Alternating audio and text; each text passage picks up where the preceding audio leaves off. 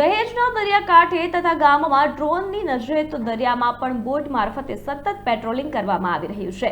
ભારત પાકિસ્તાનના યુદ્ધને લઈ જિલ્લા પોલીસ વડાની સૂચનાને આધારે સમગ્ર ભરૂચ જિલ્લા પોલીસ વિસ્તારમાં પોલીસ કર્મીઓને સૂચનાઓ આપવામાં આવી છે, જેથી સતત વાહન ચેકિંગ કરવામાં આવી રહ્યા છે અને દહેજ ઔદ્યોગિક વસાહત આવેલી હોય જેના પગલે દરિયાકાંઠે પણ સતત પોલીસ કાફલો ખડકી દેવામાં આવ્યો છે।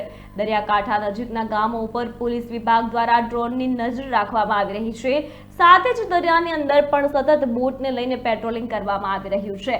માછીમારોને પણ કડક સૂચના આપવામાં આવી છે કે જો કોઈ બોટ કે અન્ય વ્યક્તિ શંકાસ્પદ લાગે તો તેનો તાત્કાલિક પોલીસનો સંપર્ક કરવા માટે અપીલ કરાઈ છે।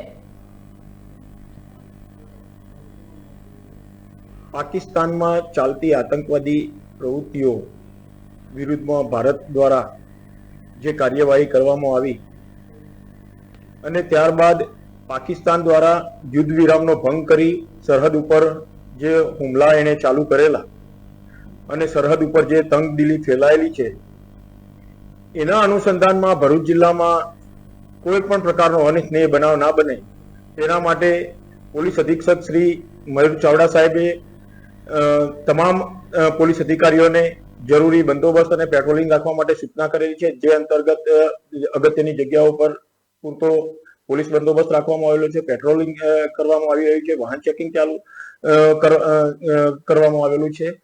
સાથોસાથ ભરૂચ જિલ્લો જે દરિયાકાંઠે આવેલો છે, દરિયાકાંઠે જે ગામ આવેલા છે અને એમાં પણ દહેજ ગામમાં જ્યાં મોટી ઔદ્યોગિક વસાહતો આવેલી છે, ઔદ્યોગિક એકમો આવેલા છે, વાઇટલ ઇન્સ્ટોલેશન્સ આવેલા છે, તે વિસ્તારમાં દરિયાકાંઠે તથા દરિયાની અંદર સઘન પેટ્રોલિંગ ચાલુ કરવામાં આવેલું છે। દરિયાની અંદર પેટ્રોલિંગ કરવા માટે બોટ રિક્વિઝિટ કરવામાં આવેલી છે, ડ્રોન કેમેરાનો પણ ઉપયોગ કરવામાં આવી રહેલો છે અને આજુબાજુના કાંઠા વિસ્તારના ગામડાના માછીમારો તથા આગેવાનોનો સંપર્ક કરવામાં આવી રહ્યો છે।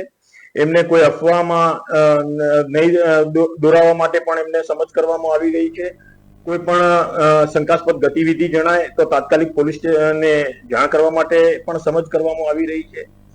આ રીતે તકેદારીના પૂરતા પગલા ભરૂચ પોલીસ દ્વારા લેવામાં આવી રહ્યા છે। સાથોસાથ સોશિયલ મીડિયામાં પણ કોઈ ખોટી અફવાઓ કોઈ ફેલાવતું હોય, કઈ ખોટી પોસ્ટ મૂકતું હોય